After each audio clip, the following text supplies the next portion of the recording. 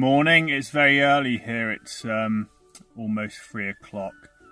Sunrise at the moment in North Iceland is 10 to 3. So crazy the way the sun is up here at the moment. I was driving quite a lot last night. I've had very little sleep, so I'm going to crash out for most of the day. Not going to get too many locations. But it was literally like kind of red skies all the way through the through the evening, really through the night. So it kind of lit up around about 10:30, and it was like it until about say 2 o'clock, 2:30 or something like that. The funny thing is, just as sunrises come in now, it's kind of killed it off. So which is a bit crazy. But right, I'm down to the last 3 waterfalls. These are quite 2 big ones I'm going to look at now. This is Dettifoss. The other one is Selfoss. After that I've got Godafoss, which I might get today. If not, I'll be there tomorrow. I'm probably going to try and have a chill day for the rest of the day. So I'll get down there, get set up. The rest of the day for me is probably just going to be I might go and see if I can find some hot springs and maybe get up to one of the coastal locations, which I can't pronounce. It's Thorns something. I'll write it up because I want to try and find some puffins maybe. So I want to try and get up some of the coast as well, but I'm not going to be going too extreme. Probably be up there for tonight and then come back, and on the way back maybe go to Godafoss on the way back down towards Kirchhoffel and that kind of, or the West Fjords area. So yeah, got a few days kind of mapped out now what to do. Get down there, set up, see what shots we can get. It's going to be quite noisy, I think, because it's quite a big waterfall, but you should be able to hear me. But yeah, I'll set up in a minute and we'll see what we can get.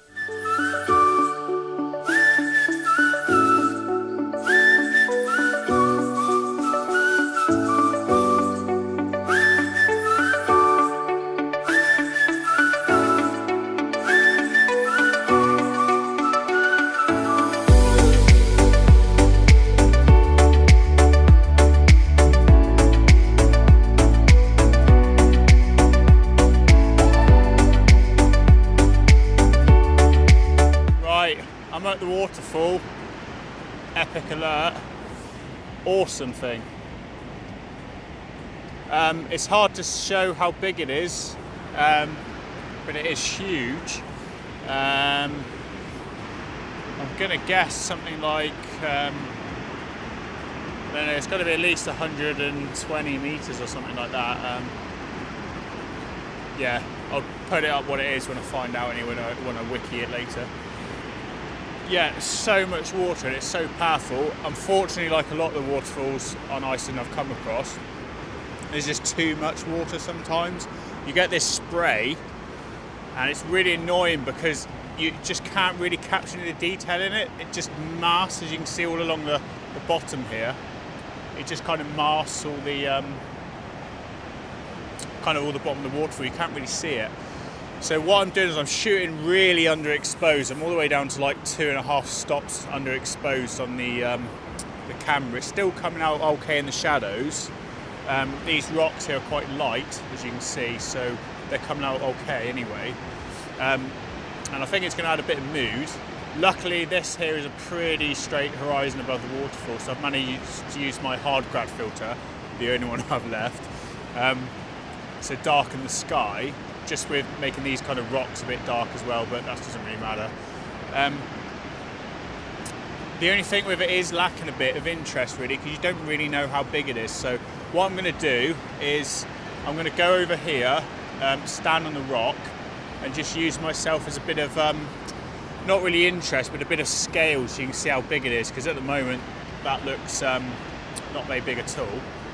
But I guarantee you, when the pictures come out of me standing on there, it's going to be absolutely huge. Well, I'm going to be small.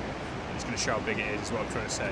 Shooting at an ISO of f9, it's still quite dark. It's very cloudy and overcast. So I don't have to go over the top with settings to get that second exposure. And that's an ISO of 100, I think. So shooting on the 24 to 105 so I can zoom in.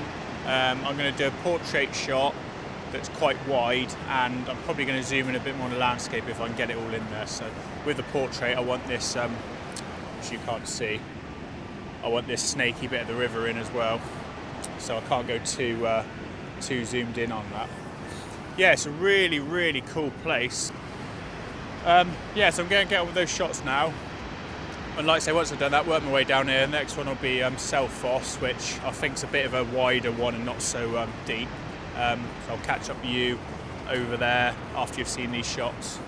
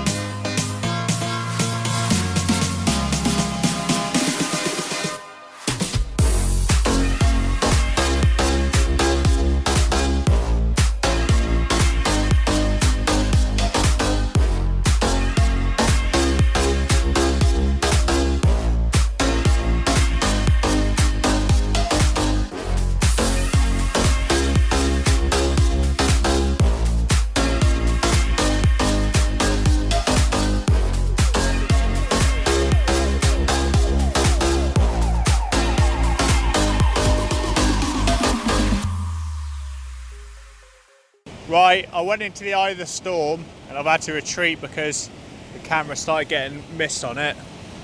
I'm not having a repeat of yesterday, so I've been straight out there.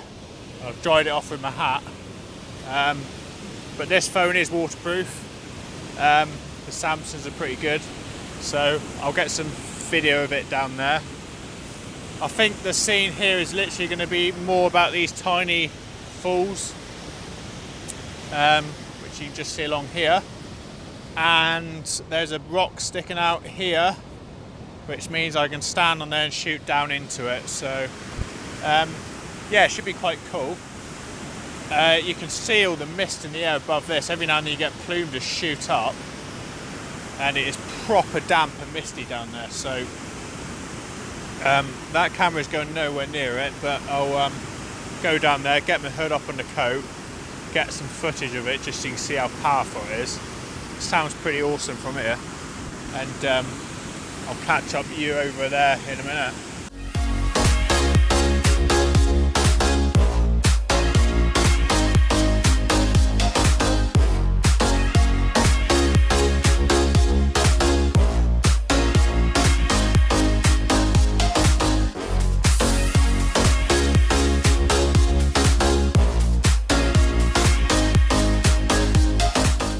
Come to this cool canyon in the north of Iceland, just on the way to the coast, where I want to try and spot some puffins any minute.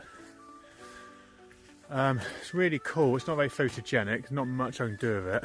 If you did do some woodland photography, it'd be quite nice. But it's a really cool story of it, because it's a huge canyon. Some of the canyon walls are about 100 metres. You can see behind me that they got up quite steep. Really cool story of it is, I mean, I reckon it was made in the last ice age with all the water going through, but there's a Norse Viking tale that Odin's horse, who's 8-legged, why not have 4 legs, why not have 8,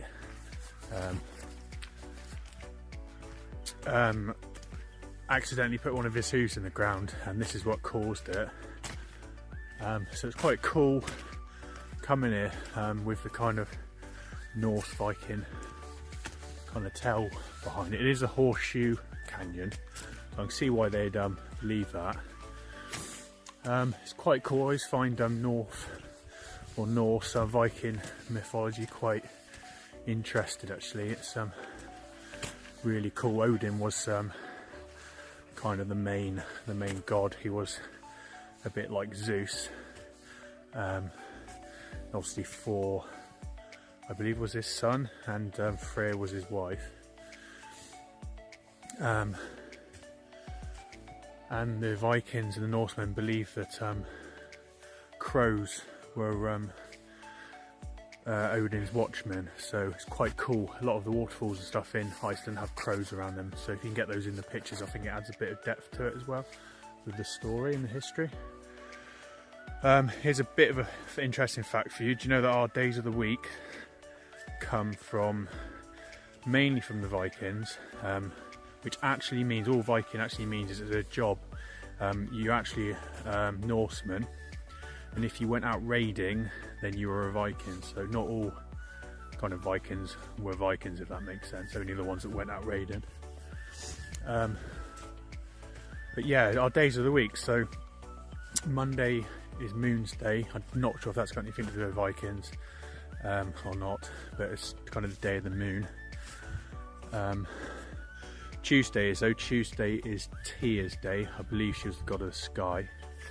Wednesday is Odin's day because in England they used to call Odin Woden. Thursday's Thor's day, obviously god of war, guy with the big hammer. And Friday is Freya's day, who was Odin's wife and the god of fertility and a few other things. Saturday's Saturn's day, something to do with being able to see Saturn or something in the sky, or I don't know how that ties in. And then Sunday is just kind of god of the sun, so I'm not sure if that's Viking or Norse, but yeah, a bit of knowledge for you. There's a giant kind of island in the middle as you're going out of here, which I'll probably just take a picture with the phone just to put up. I don't think it's an amazingly photographic area. There is a nice picture on Google looking down the canyon. Looks really cool. Yeah, so hopefully get some puffins will be the next location, and I'll catch up with you there.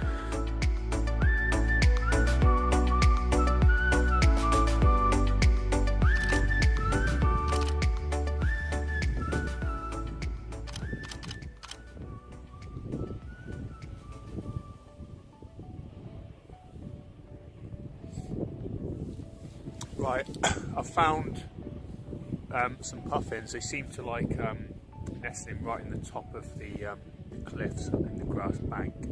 They don't seem to mind me too much, just kind of laying down here, although it is very cold. I don't know how long I can stay up here really, my hands are freezing already.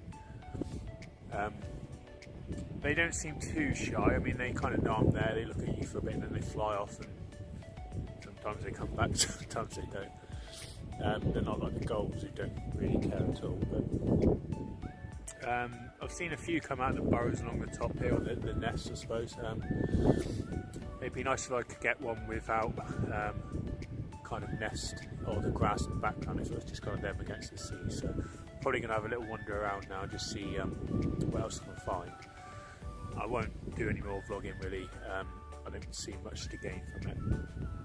If I can capture one on a bit of a video, I will, although you might not be able to see it very well how far you are away, and I'll be concentrating on taking pictures with the main camera anyway. So yeah, after this, not sure what's on the plan really. I'll probably try and do something for sunset, or if I stop in, kind of come across something on the way. But I'm probably going to go and have something to eat after this, so I'll see where I end up next. I have no plans, although Godafoss is something I need to do on the way down, so it might be just for a change, another waterfall. But yeah, I'll catch up with you a bit later. I'll stick some of these pictures up, hopefully get some nice ones.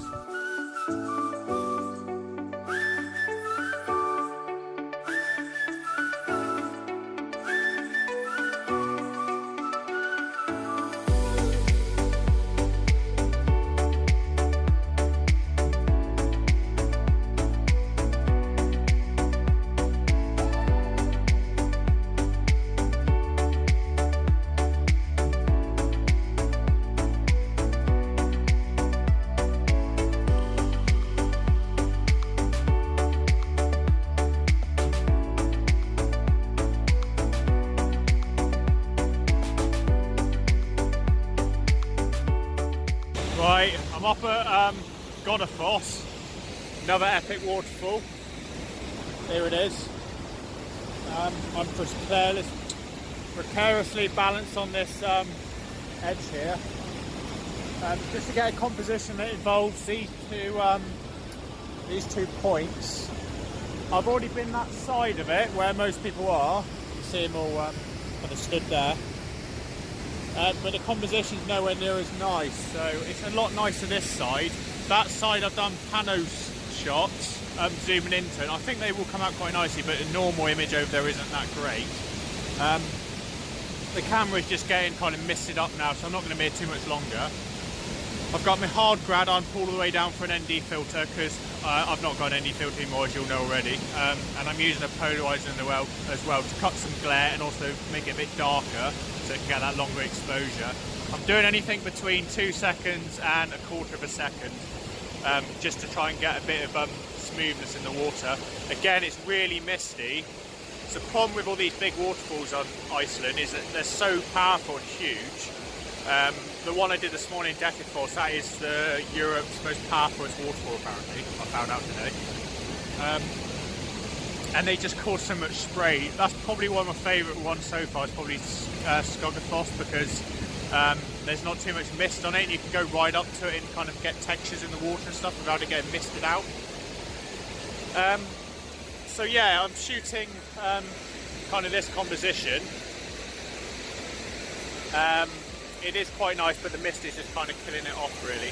Now the story of this waterfall, it's called Godafoss, and it kind of stands for Waterfall of the Gods. Now there's a story, basically the kind of king or the commander of, or one of the chieftains I suppose you call him, of Iceland, back in the reign of the Vikings and stuff. Was said to throw a statue, a Northen god statue, off this waterfall when the country converted to Christianity. It was around about 1000 AD, something like that. But basically, he kind of came up to this waterfall and threw one of the statues of one of their gods off, and kind of decreed that from that day forth Iceland would be a Christian state.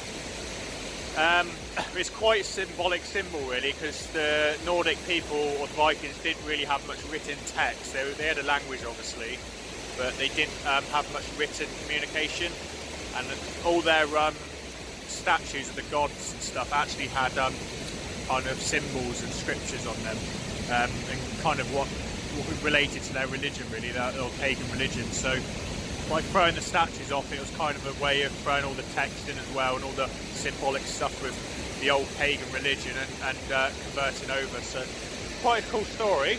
So that's basically it really. I'll fire the shots up from here. I think it's going to be a semi-nice and nice sunset tonight, but I'm not going to waste it at the waterfall.